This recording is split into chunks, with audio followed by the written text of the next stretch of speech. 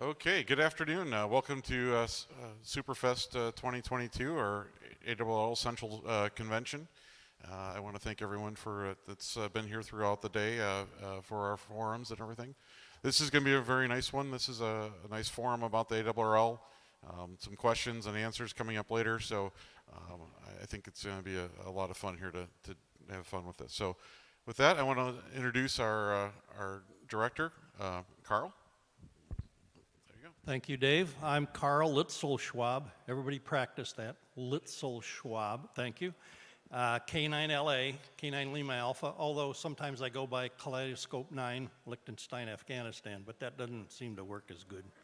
Okay, forget that. I'm from Fort Wayne, Indiana. My wife's AE9YL. She's still teaching, and she likes to do activities with youths in Indiana. And we do have the Wisconsin Youth Coordinator here, K9ZN. So maybe if you got any questions about that, I'm sure we can get him to answer some. Yeah, he nodded yes, that's good. Let me introduce who's up here in the front row. Vice Director, why don't you stand up, Brent? N9BA from Greenfield, yeah, right, Indiana. He's been Vice Director for about a year. And his job is to take over in case I fall over as director, right? Okay. Now, I've been a director for 1 year. When Kermit, W9XA, retired, I took over. I moved up for him. So, and I was a vice director for 5 years, so I got a pretty good picture of what goes on. We'll start here with the Illinois section manager, Thom. He'll be able to answer any general questions. Specifically Illinois would be great, but since we're in Wisconsin, somebody else is going to get all those questions. And that person is Jason, KC9FXE. Yep. Yay, all right, that's good. He took over from Patrick, KA1RB, who retired. And you've been a section manager for 10 minutes. Oh, okay. Oh, man. 3 months. We got a comedian in the crowd here. The Indiana section manager is Bob, AK9R. And we got the whole division here today, and that's good. And I'm glad everybody came to the forum and also to the Superfest. We also have Robert, W9DSR. He's the section emergency coordinator for Illinois. Yay. So if there are any good EC questions, MCOM questions, hopefully Bob can answer them. When we find Bob, he'll try and answer them. So we got a good group here today. And the last time I was here, I think it was 3 years ago, 2 years ago? 3 years ago, one of our revolving CEOs was here, Howard Mickle. He took over for Tom Gallagher. Okay, that's a long story.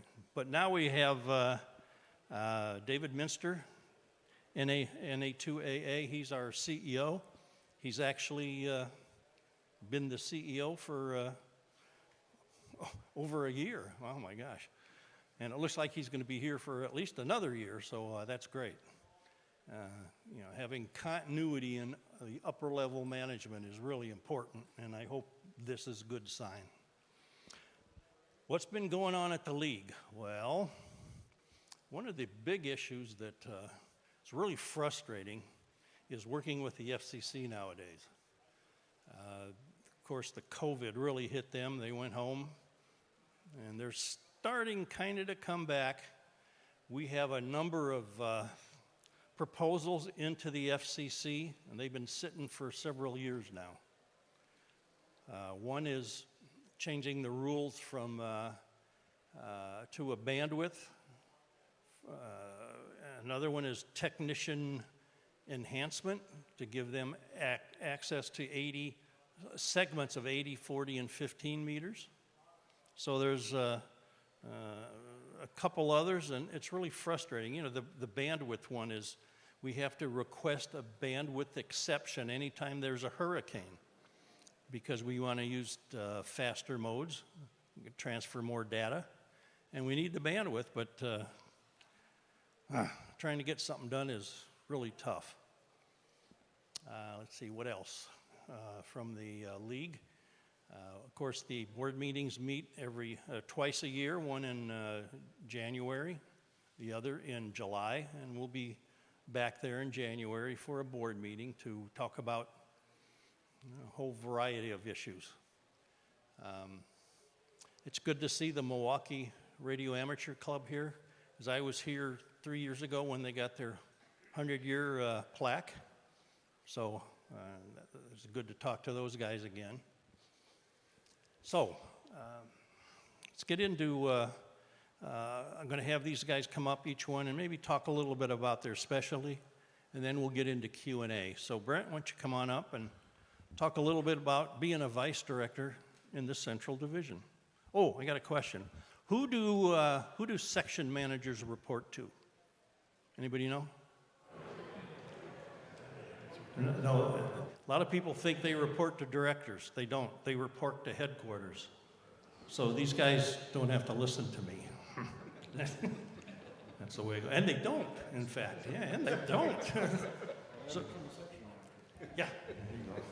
So here's Brent. He's the vice director. Of course, the Central Division is Indiana, Illinois, Wisconsin. So he's quite new to the job, but he was the Indiana section manager 2016 to 2018. So he kind of knows the ropes. Thank you, Carl. Well, good afternoon, everyone. Yeah, that was a little weak, wasn't it? Yeah. Let's try it again. Yeah. Oh, now we got a loud one. Thanks for coming out to the forum. A little bit about myself. I live in central Indiana, just a little east of Indianapolis. So it was a wonderful drive up here through Chicago. I love driving through Chicago. I should make a habit out of it. Not really. So I grew up in the amateur radio world, working more in the emergency communications public service realm. That's what got me into amateur radio. What has led me to be most recently a section manager, an SEC, an EC, half a dozen other things. So that really lends to a couple of the subcommittees that I sit on right now. So Carl mentioned the board of directors. There are several standing committees, several ad hoc committees, and now we're starting to branch out into some of the subcommittees. So I sit on a subcommittee of the latest standing committee, which is the Emergency Communications and Field Services Committee. I think there was a committee to decide how long we could make that name. But there's a couple subcommittees of that one. One of them is ARRL, another one's NTS. I get to sit on both of those, provide some recent input from the field. The other committee that I have the privilege of being a part of is one of our ad hoc committees, the Amateur Radio on the International Space Station Committee, and supporting the efforts of ARRL. But as a vice director, I get the opportunity to see everything going on in the boardroom, see everything going on across the ARRL. And in the event that I need to prop Carl back up in his chair and duct tape it to him, I get the opportunity to maybe one day step up or just step away. I'm not sure which. But it's a good opportunity to serve. If you're not volunteering in your local clubs or the ARRL section, I urge you to volunteer in some capacity. We are a very self-governing hobby, but without your involvement, this hobby is just going to slowly fade away. So please get involved. Okay, thank you, Brent. Yeah, it's interesting to see what happens during a board meeting. Really, where most of the work gets done is in all the committees that Brent mentioned. I'm on several committees. Some I'm on the committee because I was in the wrong place at the wrong time, I think, but that's the way it goes. I'm the chair of the EMC committee. In other words, radio frequency interference stuff. I'm on the historical committee to make sure we have a good documentation of the history of the ARRL and the history of amateur radio, and several others too. I guess I should have mentioned earlier, I got my novice in October '61, so I've been a ham for quite a while. And of course, getting a ham license led to a whole lot of great things in life. You know, work. My wife, Vicki, she always wanted to be a ham, but she didn't know who to go to until we met, and that's when she got her first call. So, whatever. Okay, Thom, why don't you come on up here and talk about Illinois. How many people here from Illinois? Well, the rest of you, I'll bore you with my 45-minute presentation then. So I've been the section manager. This is my second term, so I'm in my third year as the Illinois section manager. I've been a ham radio operator for just coming up on 63 years or shortly. And I learn something new about the hobby every single day. And to me, I have a lot of fun with it. My dad was a ham. That got me interested in the hobby. And as soon as I got my license, the first thing he said to me was, you need to Elmer people. You need to help other people get their licenses. So that's kind of what I've been doing for the last 63 years. And when the opportunity came up to be a section manager, I went ahead and stepped forward. There's times I wonder if I should step backwards, but I did step forward. Having a lot of fun doing it, and hope to continue to build the Illinois section so that we come out very, very nice and get a lot more people involved. So, thank you. And don't forget to send me your stuff. Thank you, Thom. I think section managers are really have the toughest job. They got a lot of people to deal with, and of course, all people aren't the same. So there's issues, and but I like I said, I think they're really the hardest workers. Okay, now everybody's got to applaud because this is the Wisconsin section manager. Yay! All right, hey, all right. Thank you, Carl. I always appreciate the applause before I start speaking because I don't often get it when I get done speaking. So, anyways, like Carl said, I'm Jason Spetz. I'm the new section manager for the state of Wisconsin, Wisconsin section, I should say. I have been here longer than 10 minutes, but not a whole lot. I took over for Patrick on July 1st of this year.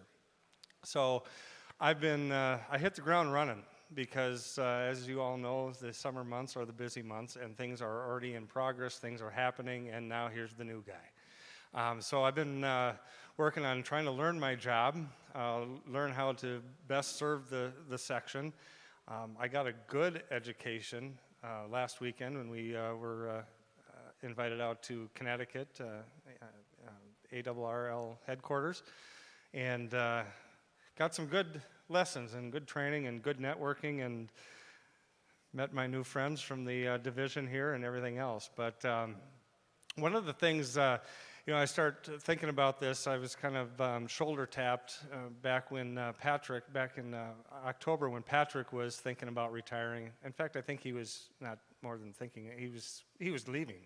he had made it well known he was going to leave, and I thought, well, could I do this? I haven't been involved in any leadership roles within ARRL or anything of that nature. But I saw some things that we could do as the little guy from western Wisconsin. I thought, what could I bring to the section? And the list got longer and longer, and I finally said, I think I can do this. But my first goal, which I hope to achieve in the near future, is I've realized I need to retire from my real job. Okay, so yes, I'm still a working person, 40 hours a week, or so my paycheck says. I'm usually there about 50 hours a week, but that's one of my first goals. But in the meantime, I know I'm going to be very busy. I'm going to try to make it out to as many events as I can. This has been a great day for me. Probably my first, well, it is my first appearance at this side of the state. So it's been good to meet some folks, and I'm looking forward to coming back and doing some great things for the section. If anybody ever needs anything, questions, comments, points of concern, I know there's points of concern that come up from time to time. I'm always open to hearing those things, any suggestions that you have, and together we're going to do some great things here in the section. So, oh, yeah, the other side of the state, I should be more specific. Menominee, me no money. So I'm Dunn County, Wisconsin. Just get on I-94 and just keep going for 4 hours, and you'll find me. But we have some fun over there. It's a little bit of a drive, but it was well worth it when I started meeting some of you folks, some of the people that I've talked to on the air or over Zoom calls or whatever, to actually be in the same room and have a good conversation. It's been well worth the trip, and like I said, I've learned a lot today even, and look forward to moving forward with the section. So I'll be here for the remainder of the afternoon. If anybody has any further questions or comments or just want to chat, I'm more than happy to do that. Okay, thank you, Jason. Yeah, he's quite a way up north.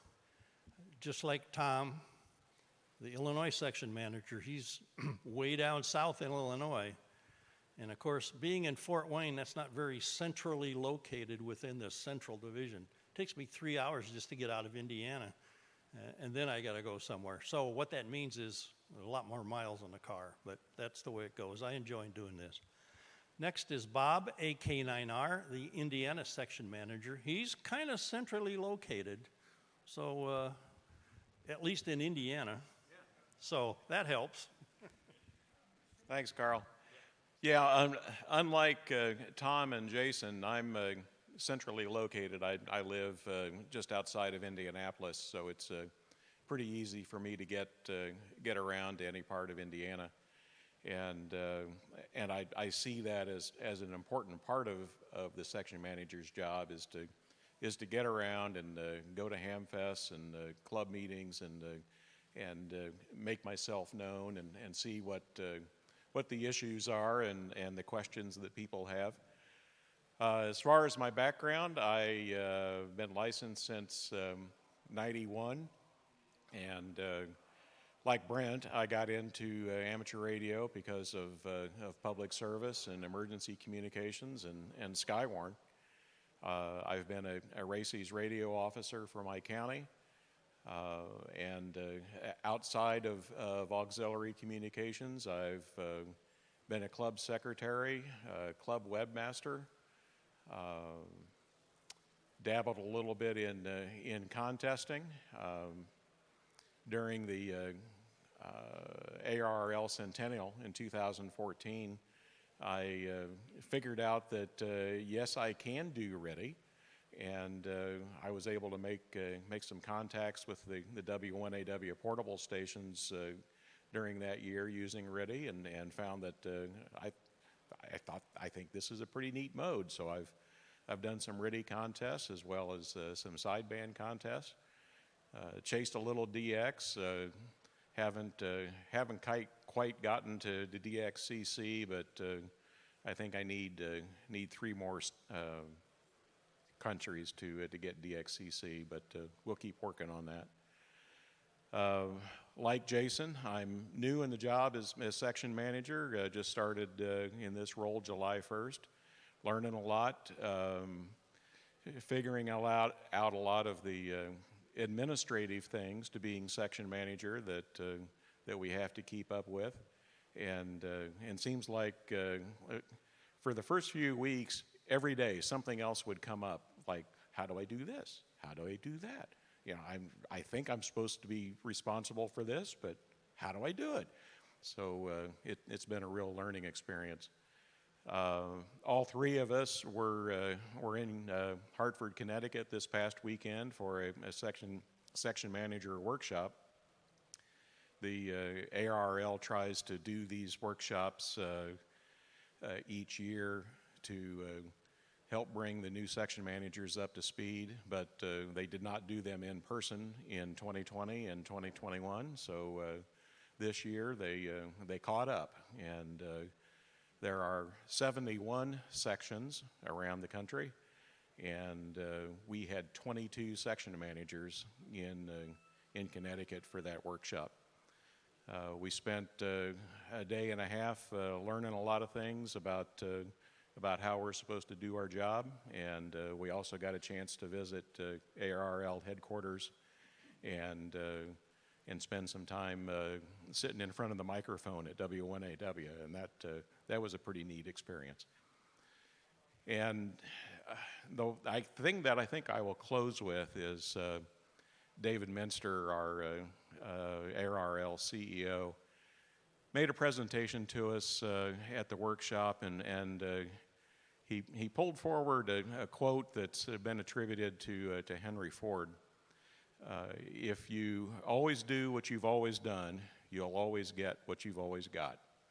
And that really rang home with me. If we keep on doing the same old thing, then we'll always be where we are. We'll never move forward. So we've got to figure out ways to do things different and explore new avenues to get people interested in amateur radio, and explore new ways to bring us all together and be effective as a group of amateur radio operators. Okay. Thank you, Bob. Like I said, section managers have a heck of a lot to do, and I sure appreciate all they've done. Next, Robert? No? Okay. Okay. What's your first name? Etienne.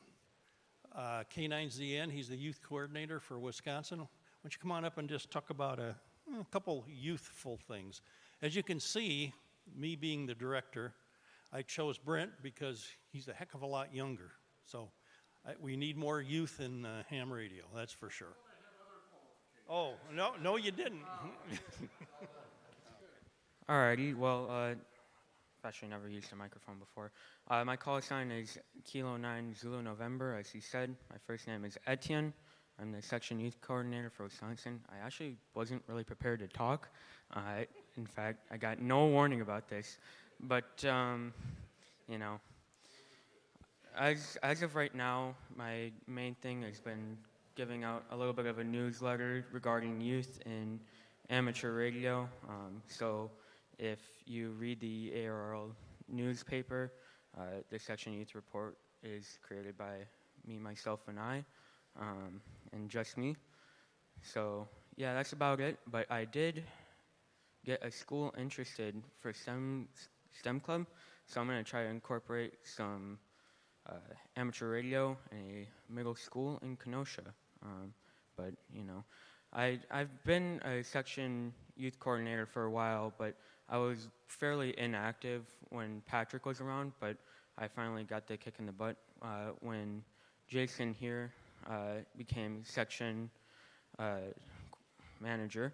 So, you know, I've basically been doing this for about 3 months, just as long as he has. Do you work with like the Indiana or the Illinois youth coordinators at all? I do not work with any other section manager, but you know, if you want anything, you know, please let me know. What school in Kenosha? Mahone Middle School. Which one? I honestly don't know. Okay. Lakeview is a good school too. I should talk to you. Alrighty. Okay. Thank you. Yeah. And we do need to get more youth in the amateur radio. My wife and I were at Oshkosh this year, and of course they have Kid Venture to try and get youth because they see the same problem, getting youth into aviation to keep it going as a hobby, I guess you'd call it. And we need more youth to keep amateur radio going. Yes. 14. 14. Well, keep writing and maybe talk to the other section managers and talk to the other youth coordinators. Maybe get some ideas and see what happens. Okay. Some other news from headquarters. We continue to work on the HOA, Homeowners Association issues. It's a tough because they have a big lobby with lots of money, ARRL does not have lots of money to use on lobbyists, but we're trying to work with people in Congress who believe in amateur radio and the fact that we should be allowed to put up reasonable antennas. There's nothing positive to report, but it's still being worked on. What else? Okay, I guess maybe I'll just open it up for questions now. You can ask either the section managers, the vice director, me, or Robert, the SEC, or even our great youth coordinator. So any questions about ARRL stuff? Boy, thanks for all that you guys do. It's, every organization, the volunteers, it's always a small number of guys doing all the work, and it's appreciated. You mentioned new tech privileges. Are these Yes. going to be phone on 40 and 80? Is that what you're Yes, thinking? you will have a small segment on 80, 75 meters, 40 meters, and 15 meters. And of course, that in conjunction with solar cycle 25 going up, some tech privileges on 15 are going to be very interesting for them. How many techs are here today? Okay. Yeah, right. Brent's got an extra license, but he's only a tech. I'm going to have to ask him about that. Right. How many generals are here? Okay, and extras? Oh my gosh, that's great. But of course, if you can get on HF, I think you'll find a lot more things to do than VHF, UHF. Now, nothing against that, but it just opens up a whole new world. Thank you for your comments. When I moved up from vice director to director, I got a 200% pay increase. Yeah, I went up to 200% times zero. Yeah, wow, okay. Any other questions about the ARRL or what we're doing, or? Yes, sir. I got a question. Recording. He sounds QRO. Hi, Carl. John W9JN, life member since Okay. 64 and all that. Wow. Anyway, 6 meters is my main band. Yep. I do other bands, and so on like that, but mostly 6 VHF. But what I've been seeing, and I've kind of not 100% happy about FT8 or digital all the time. Yep. And I see, for example, years ago on 6 meters, an example from 50 to 5150, the band was loaded. Now, even during a contest now, it's not good. When I talked to Kermit and I talked to Bart JJ about this, they said there was some things in the works to get maybe a separate contest, if you will, for the sideband CW, and then maybe something for the digital type thing. Right. Or different point advantages. Can Yes. you elaborate more, Carl? Yes, the June VHF contest, I believe, had separate categories for sideband CW people. So they weren't scored with all the people on FT8. There's been some talk about point differential to try and get the sideband and CW activity up. I'm sure the Programs and Services Committee will discuss that at the January board meeting, but they have I think in October they have a PSC meeting, Programs and Services Committee meeting by itself via Zoom, and it's possible we'll talk about that. Has anybody ever seen the club log charts on activity by modes? What they do is every week they take the QSOs that are reported to them, which is a huge number, and break it down into the various modes. FT8 leads the pack. FT8 leads both sideband, CW, and all the other modes combined. So FT8 is taking over the world here. And it's frustrating, at least I'm sure you can verify that, John, to go listen on 6 meters. You can hear the FT8 signals. Well, you should be able to hear you can hear with your ears, that is. you should be able to hear that sideband in CW, especially CW, but there's nobody there. So, yeah, that is something that is being talked about and at least addressed in a little manner at the moment. Okay. Hold on. Got a comment from... Oh, okay. I missed the first part. I hope you didn't cover it. Is there anything new in Logbook of the World?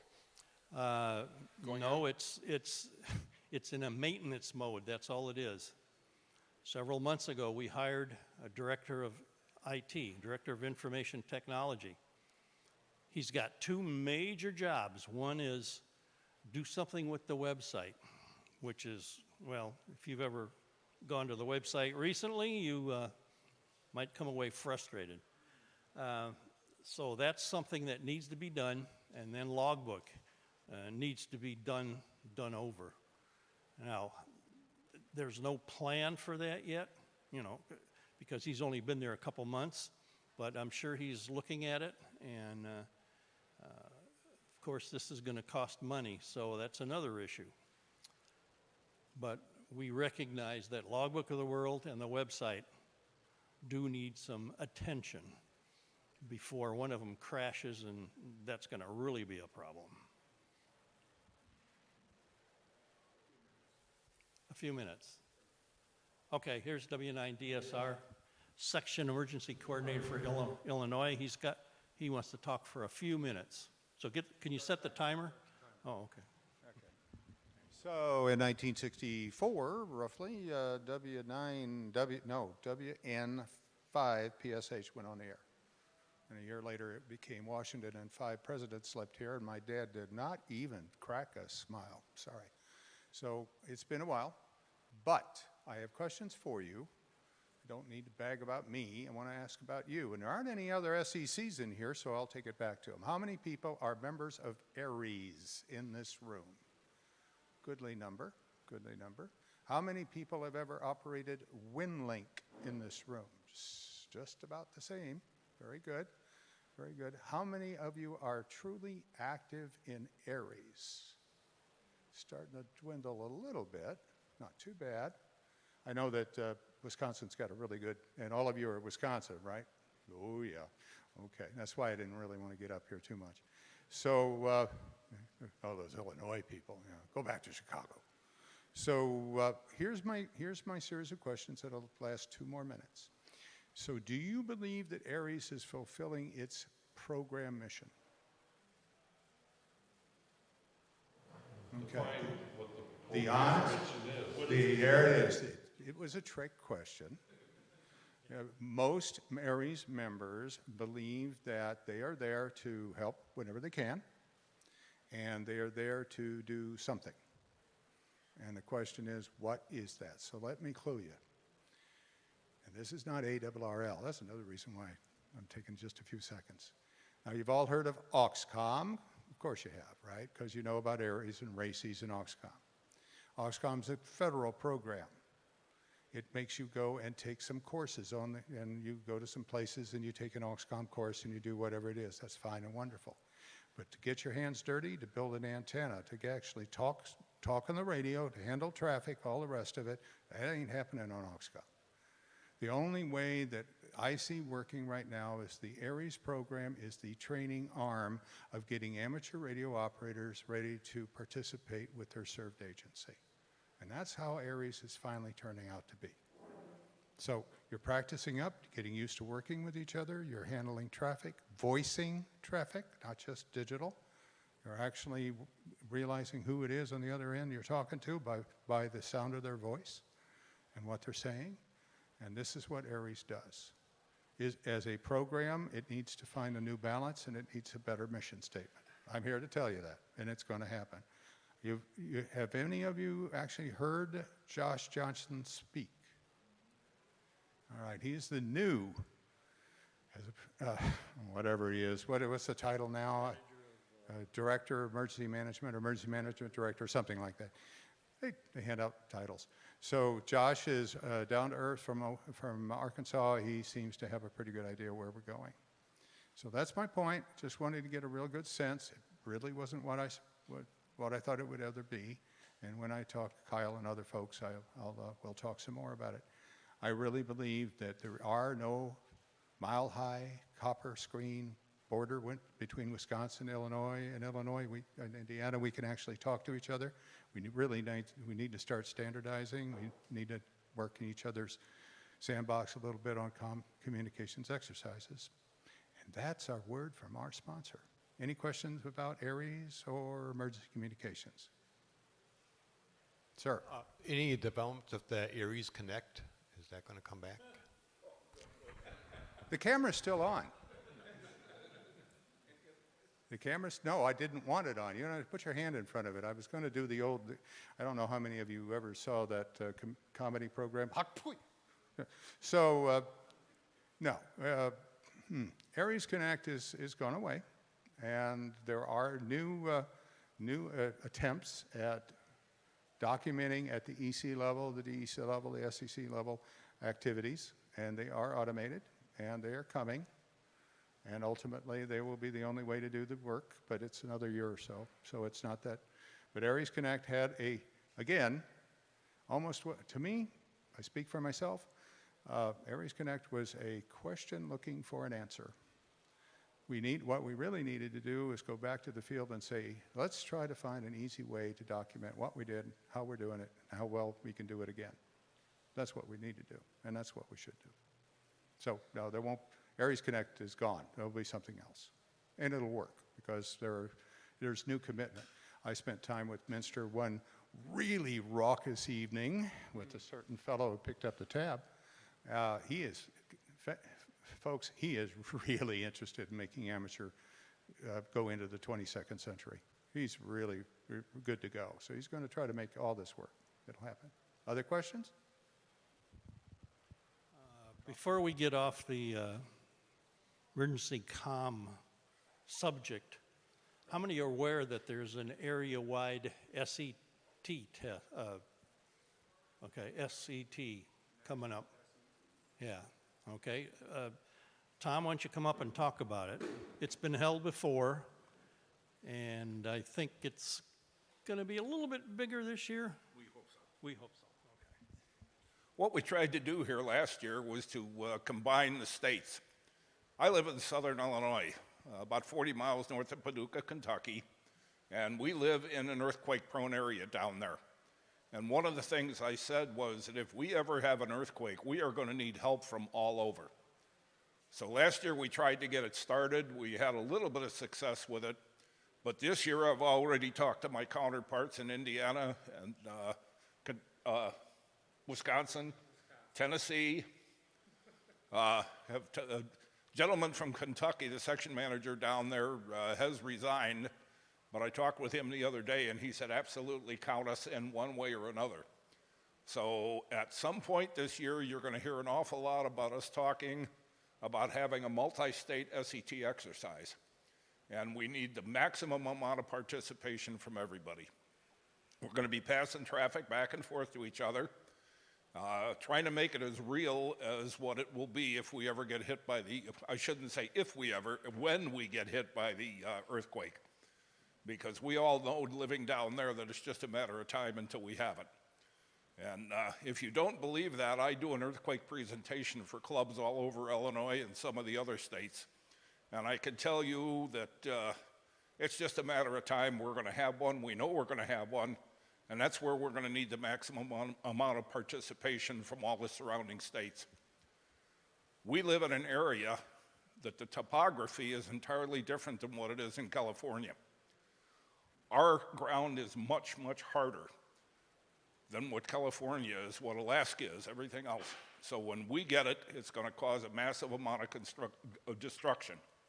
We're not going to be able to get rail transportation, aircraft, forget about the roads. If you're familiar with the southern Illinois area, you know we have the confluence of the Mississippi and the Ohio. We aren't going to have bridges. So we're going to have to depend upon an awful lot of other people to take and help us out. So I encourage you to work with my colleagues up here and help us make it a good set exercise with multi-states. Question? Yes? Yes, ma'am. So in this exercise, what do you expect us to do? we want to be able to handle traffic going back and forth, so we'll generate some traffic. And for example, here this past year, as I said, I live in southern Illinois, 40 miles north of Paducah, Kentucky. By simplex, we passed traffic all the way up the state to northern Illinois, almost to the Wisconsin state line, and we did that in 15 minutes using simplex. We aren't going to have repeaters down there. We aren't going to have electricity. We're not going to have water. We're not going to have any of it. So we're going to rely on you to help us pass that traffic. Does that answer it? You're kind of... I'm not sure I have enough ham radio vocabulary to know what the heck you're talking about. If you don't have roads, how are you going to have traffic? If we don't have what? Roads. You said the roads and bridges and trains are going to be out. What traffic? I'm talking communications traffic. You're talking about passing messages? Messages, yes, ma'am. Yes, sir. When are you thinking this SET? We have just come back from a meeting, and we're trying to put together a time that the three of us can meet to kick things off. And we'll have more information once we decide exactly how many people we can get to participate with our SECs and people throughout the states. So I would say sometime, what would you talk? We originally talked about early fall. Oh, It'd be about a year. Yeah. We're not going to jump right in and kick it off and not have it successful.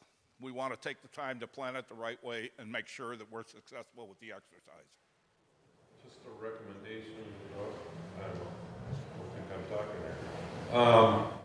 We have our SET, sometime in October. Yep. Just my personal feeling, we should be doing SET all year. Yep. Quarterly, something like that. If that's possible, that would be nice to space it out, not all October 1st, Yep. We just finished an SET in Illinois. So we won't be participating in the one on October 1st, but again, it's about this time of the year. So a lot of it is going to depend upon the cooperation that we get from you folks. It's one thing to have an SET exercise that we plan the whole thing and then 6 of us show up. We need 600 of you to show up. Because if we ever have a major problem down there, or you have a problem up here, we're all going to have to depend upon each other to take and help each other out. Yes, sir. Jason? Yes. I didn't know I was going to be up here talking about it this long. It's always mentioned not to self-deploy yourself. Never. So when we have these SETs and these different exercises, they're always scheduled to start at 9 a.m. at this time, location, and this frequency. When an actual event happens, how do we get organized? Do we wait for a phone call? Do we Very first thing you do, frequency and monitor frequency? How does this get started? Very first thing you do is check on your family. That becomes the #1 priority. Once you've checked on the family, everything is good to go there, get on the radio, start listening. I agree. They don't happen at 9 o'clock in the morning. We could have the earthquake at 1 o'clock in the morning, in which case, get on the radio, start listening. Hopefully you're involved in the national traffic system. If you're not, please get involved in the national traffic system so you become familiar with your net control stations. Your NCS will bring up and come up, and they'll be able to start providing information to you as soon as we can get it to them. But you have to understand something. We have something called a donut hole. If you think about it, you've got a donut. In the very center of that donut, you got that little bitty hole. Well, what the donut hole is that all of the information that we need about what's happened in that earthquake is at the epicenter of the earthquake. Well, guess where the one area is where we can't get any communications out? And that's where we as amateur radio operators can step up. We won't have a cell phone. We won't have regular phone. We won't have electricity. We won't have anything else. But as amateur radio operators, we know how to operate without those things. So that's the point at which we need everybody to start stepping up. As I said, if you're not involved in the national traffic system, please consider getting involved in it. Get to know who your net control stations are, because we'll be trying to contact them. That answer it? Partially. Yeah. Robert. Our ecom guy. We're going to make it a working session. So, all right, perfect question. Here's the thing. A lot of you have been around a long time. I call it the Go Home to Mama channel. Communicators, that's what you are. Communicators, what is the frequency you go to, or at least you think you're going to go to when you want to talk to somebody? I know this frequency, somebody's listening. I know this frequency, there's a net. I know this frequency, my antenna is going to work. You don't know that, you're not going anywhere. It's the basics. That's why I want to do a multi-state activity. It's the basics. Illinois uses 3905 on 75 meters. That's the Go Home to Mama. If you have an HF station and you're in part of the Illinois Areas program, you're trying your best to make 3905 work for you. You got a problem, something happens, you got a major event going on, after everything human is done, you check on yourself, you check on your family, you check on everybody's well-being, you do whatever. You walk over, you turn the radio on or hook the battery up or whatever, you go on 3905 and listen. Something happened, so you're going to go listen. And I didn't say talk yet, did I? So you go and listen. Someone else that you've worked with for years and years, Billy Bob, Sally Mae, has come back on the radio and said, okay, here we go, kids, this is what I've got. Is it going to be informal? You bet. It's not going to be Mars. It's going to be just people communicating the basics to whoever it is that's capable to communicating back. All right. If we have trained collectively, the entire division has collectively trained, we have a pretty good idea who can handle voice traffic, who can handle WinLink, who can handle VHF, who can do what. You already know. Now, are they all going to be on that frequency? Nope. So then you want to know, well, if this group of people that I'm expecting to do WinLink isn't around, is anybody else capable? All the things that we want to do. When it really hits the fan, people are going to go back to what they know how to do. Muscle memory. They're going to go back to know how to do things they've done a lot. They're not going to try anything new.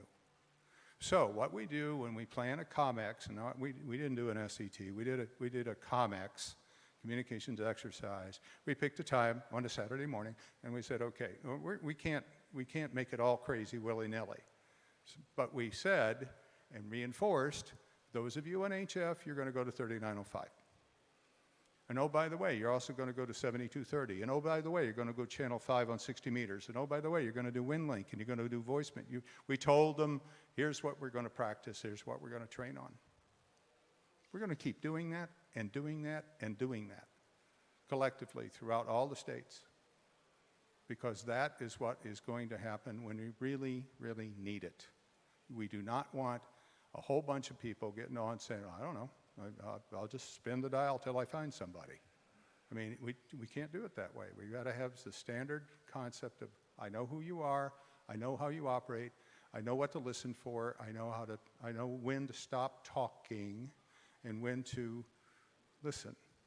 So that's what we're going to do. I told the folks in Illinois that it was my preference that there were 3 COMEXs or SETs in Illinois: fall, spring, summer.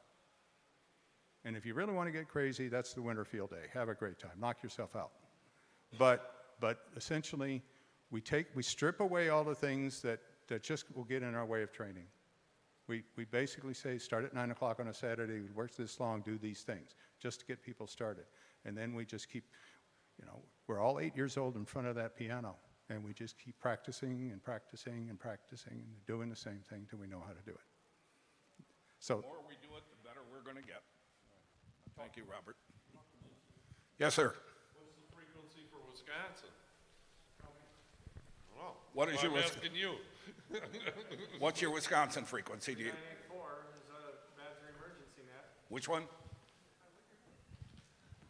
I got to get up. I got to talk like these guys. Our Badger emergency net takes place on 3984, so that would be a good place to start in Wisconsin. And if you're going to be participating in the SET next weekend, That's where you're going to find the traffic being assisted by the traffic handlers on the Badger Emergency Net. So that'll be open for our SET from 9 to 11 and longer if needed. So that's a good start with our section. Our Aries Races Net happens on 3967, so that might be another alternative place. And if you're on digital, you're on 3592. And we don't expect to have much digital coming out. You can do digital without infrastructure. So, and you know, back to Jason's question, we've got some plans in place in our section of how we disseminate information down to each area through our SEC, our DECs, and our ECs. And so hopefully, if there is an emergency or some sort of activation, we've set up I should say we, because I wasn't involved with it, but our section has a WinLink mailbox that these leadership folks can go in there and get a message, bring it back, and then hopefully each district or each section of the state would have their ways of disseminating that information to the areas that they need to. So that's kind of the plan, but again, like my colleagues have said, this doesn't happen the day the emergency takes place. That's why we need to train. We need to train at the local level, we need to train at the state level, and now in a district level, so that we can communicate and do this flawlessly as possible, and know what we're doing prior to the emergency happening. So that's the idea. Indiana frequencies are where? Bob? I got to think for a second. 3,900 on sideband. There's one piece to all of this that I did not hear mentioned. At the local level, the local ARRS leader is the emergency coordinator, sorry. And in Indiana, I don't know about Illinois and Wisconsin, but in Indiana, most of the ECs have an ARRS emergency communications plan that's a written document that describes how they're going to respond to an emergency call up, and typically that document includes what frequencies to use. And then you take that up a level to the section level. Indiana has a section ARRS emergency communications plan, and it also describes how the section is going to be activated and what frequencies are going to be used. You know, we're all standing up here spouting out frequencies, but that really doesn't help when the you know what hits the fan and you're trying to figure out what to do. There's a written document, and it describes how we're going to do this and how we're going to communicate what frequencies we're going to use. So my suggestion to you is find out who the ARRS EC is for your county and find out what their plan is, and then take it up from there. You're laughing. That's a very, very common question. I'm thinking more of a logistics standpoint.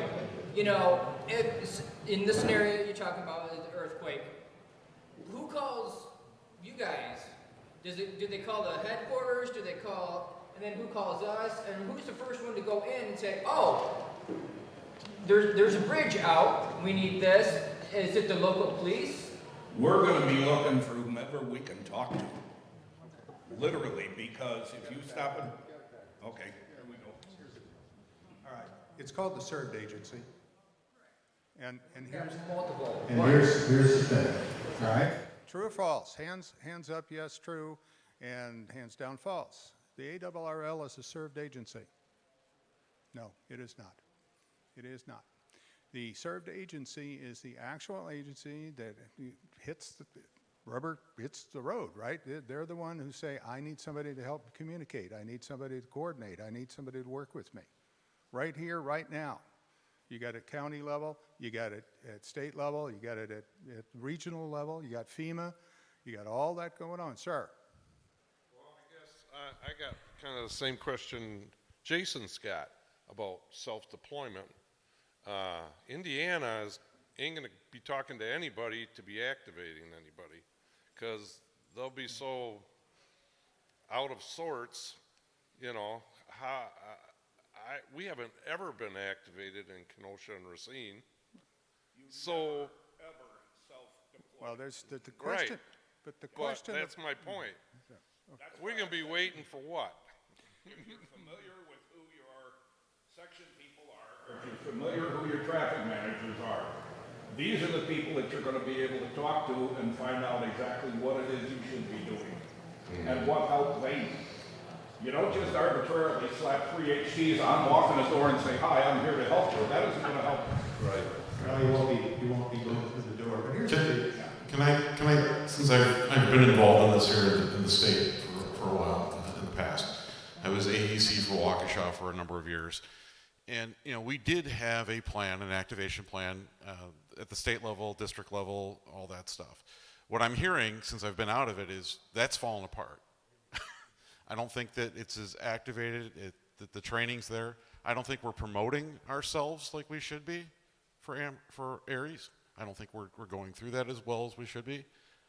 I've heard a lot of we're ARRLs, we're amateur radio, we should just be able to get whatever we need. Right. We're not doing our jobs as ham radio operators to show our value to our agencies. You know, I was involved in, 2000, for the whole, they activated all 18 EOCs in this city, in this county. You know, we all staffed everything. We were very involved. We haven't been that involved since. And I think that's the problem. We're not. And it's true that, the Midwest has really bad things every once in a while. We're not the Gulf Coast. We're not the East or West Coast. And we talk about the new Madrid and the Wabash, and people will tell you, people in the know that'll tell you if the new Madrid and the Wabash goes, we're not going to worry about anything in Kentucky and Illinois anyway. I mean, it's gone. So but we don't have that every day. We have occasional snow. We have bad derecho. We have a couple of things. And they're very, very sporadic, and they're very short term. It happens, it's gone, in a couple of days, it's over. But there's a thought here that I think we really need to pursue. The idea of self-deployment, when you're talking on the federal training OXCOM thing, what Thom has talked about, and you've seen them, there's somebody out there with a bandolier of HTs, and they've got stickers all over the car, and they show up, and here I am to save the day. Okay, that is physical self-deployment. That is not get your family squared away, get yourself squared away, get everything else, and walk over and turn the radio on and listen to what's going on. That's not self-deployment. That's a person getting some form of information and offering to help if they can where they are. Not go out somewhere and whatever. Who is telling you to go somewhere else? The person who is in the chain of command and chain of communication of the served agency. Okay, Billy Bob organization says, I want you and you and you to get ready and deploy. Harry's isn't going to tell you to get up and deploy, and if they do, they're doing that. No, we're not a served agency. We're not going to tell you to do it, sir. I always tell people, remember the word silence is golden. Don't talk. Get on and listen, because that's where you're going to get the information as to what you need to do. Okay, you got everybody here lost, because where are we going to listen? If everybody goes to 3905 at 2 o'clock in the afternoon, we're not going to hear anybody talking, because that's a nighttime band. Why don't we have bands set up, a frequency on band set up for emergencies that we can post in our shack so that we know when something hits the fan anywhere, we can go there and listen to what's going on. We don't have that. And all it is confusion. We use 60 meters, go ahead, Robert, 40. I understand the confusion, I understand the frustration. We don't have a district communications plan or 205 or whatever you want to call it, frequency list of if you live in this part of Wisconsin, you better listen to this. No, we don't have that. But we do have one for Wisconsin, and we do have one for Illinois, and we do have one for Indiana. The idea being that when you're training, that's what you're going to use, and that's where you're going to go. All right? I can turn the question around and say, if you have a served agency, let's say it's, I don't know, Southern Baptist. Has Southern Baptist told you what frequency to listen to? Do you have any idea who your Southern Baptist report official is? When you have a calling tree, somebody's going to call you. Who is it? Who's calling you? Did you turn in a number to them? Did you give them any information except when you registered with them? Those questions come out of your training with that served agency. Your organizational administrative training comes from the served agency. ARRL is going to train you the best we can to pass traffic, operate equipment, work on a net. And that's more of a local kind of thing than it is a district thing. As we get this bigger and better, we're going to have more information for people. And I would dearly love that Central Division literally had one 75-meter, one 40-meter, one channel on 60, one channel on 20. Yeah, that frequency, that's where everybody should go and listen. I'd love to have that. That's not, we're hams. We do our thing. And I have been told I need to stop talking again. So you're it, I think, the last one. Well, thinking of served agencies, I mean, our served agency for me would be Racine Kenosha. If a cop pulls up to me and needs some help, is that a request for help? Would that be an ARRL activation? Even though the EM should have contacted? Let's forget this ARRL, let's forget all of that and focus on exactly what we're talking about. Don't worry about the ARRLs, don't worry about anything. Did he request you to help him? I'm saying if they did. If he requested a firefighter you to step forward and help him. Yeah. Right. So now you know the state. Now you know the state of amateur radio in the 21st century. We got all kinds of toys. We got all kinds of capabilities. We really we need to get the act together. We really start pulling this together and getting understand. They don't have this problem as badly basically in the coast states, East Coast, Gulf Coast. They don't have that problem because they constantly have some kind of horrible thing happening half the year at least, and so they just keep working together. And they have better ties to their served agencies. Red Cross is Red Cross, and I can only speak to Illinois at the moment. We have a loose association with the Red Cross in Illinois. I'm not even sure at the moment where Saturn is in Illinois. I know it's there, but I'm not quite sure. I know we need to get back. We let it slip away. I don't know who made the comment. I know my man here did. We let it slip away, and we need to rebuild it again. But that's the part where I and you and everyone else as an individual working for that served agency participates with them. It's not ARRL. Okay? What we're going to get from this exercise is answers to a lot of the questions that you're asking right now. How in the world can we talk to you? What do we need to talk to you? How do we get the traffic passed? Traffic meeting messages. That's part of why we want to put this whole thing together so that we can start to practice it, so that we have an idea as to what we need, what requirements we're going to have, and then we can plan for another one where we say, okay, here's what we're going to do. But we've got to start from the beginning to get everything kicked off, talking, so we're talking to each other, then we can tell you which way to talk. These are questions that I've been hearing for years that I've been involved in ARRLs. All right, I come from the ARRL side of things too, and when we hear these today, same questions we've heard last year and the year before, and then I get together with folks like Thom and others, and they're hearing the same thing. They're hearing the same thing. Well, guess what? It prompts folks to say, let's step up and try to make it better. Okay, thank you. We really should end the forum. Thanks, Bob, Jason, Thom, Robert, Brent. If there are any other questions, of course, you can always email them or even email Brent or myself. So thank you for coming to the ARRL Forum. Have a safe drive home wherever you're going. I know there's, he's not here, but there's one guy going to Dubuque, so that's quite a way. Oh, that's right. Yeah, one of the prize winners is Hawaii, and he's really got a Hawaii address. So, well, thank you very much for coming. Don't forget to promote yourself coming up. Okay.